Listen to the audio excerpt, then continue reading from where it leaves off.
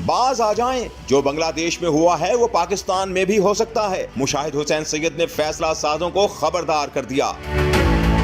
एक निजी चैनल के प्रोग्राम में गुफ्तगू करते हुए मुस्लिम लीग नून के साबिक सेनेटर मुशाहिद हुसैन सैयद का कहना था कि आज बांग्लादेश में बड़ा तारीखी वाकया हुआ है और ये बांग्लादेश की आवाम और खित्ते के लिए बड़ा खुशाइंद वाकया है कि एक इनकलाब के जरिए 15 साल से चलती आ रही हुकूमत को खत्म किया गया है और ये इंडिया के लिए भी एक बहुत बड़ा झटका है। इंडिया ने आज 50 साल के बाद बांग्लादेश हार दिया है। इंडिया के लिए 71 के बाद ये बहुत बड़ा धचका है और मैं समझता हूँ कि एक नई अपॉर्चुनिटी पाकिस्तान के लिए भी है।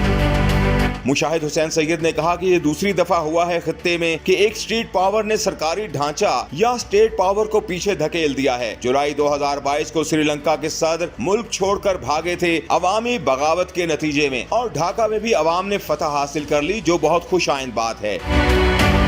मुशाहिद हुसैन सैयद ने मजीद कहा कि जनूबी एशिया में 2 वाकयात हुए हैं कि जो गैर मकबूल सिविलियन हुकूमत है, अवाम उसकी गलत पॉलिसियों के खिलाफ खड़े हुए हैं। पहले श्रीलंका में हुआ, आज बांग्लादेश में हुआ है और अगर हमारे हुक्मरानों की अवाम दुश्मन पॉलिसियां तब्दील ना हुई तो मुझे लगता है ये हैट्रिक हो जाएगी और इसलिए हम भी इसकी तैयारी कर लें, क्योंकि हमारी अवाम में भी बहुत गुस्सा भरा हुआ है, इक्तिसादी लिहाज से भी और सियासी लिहाज से भी। तो ये बहुत बड़ा सबक है कि अवामी कुव्वत यानी स्ट्रीट पावर वो बिल्कुल मुकाबला कर सकती है स्टेट पावर का। और ये स्टेट पावर जो है उसके बारे में लगता है कि बड़ी मजबूत कुर्सी है, लेकिन पता नहीं लगता चुटकी बजाते ही ये कुर्सी गायब हो जाती है। इसलिए हमें बांग्लादेश से सबक सीखना चाहिए। अवाम के मसले हल कर लें, दस्ते शफा दें और सबको साथ लेकर चलें और तकब्बुर से बाज रहें। ये ना सोचें कि मैं बड़ा ताकतवर हूँ, अपने मुखालिफ को खत्म कर दूंगा। ये मुमकिन नहीं है। ये 21वीं सदी है, दुनिया तब्दील हो चुकी है। अब लोगों में बहुत शऊर है, खास तौर पर नौजवान लड़के और लड़कियां जिन्होंने बांग्लादेश में इनकलाब को लीड किया है। ऐसी कुव्वत पाकिस्तान में भी मौजूद है।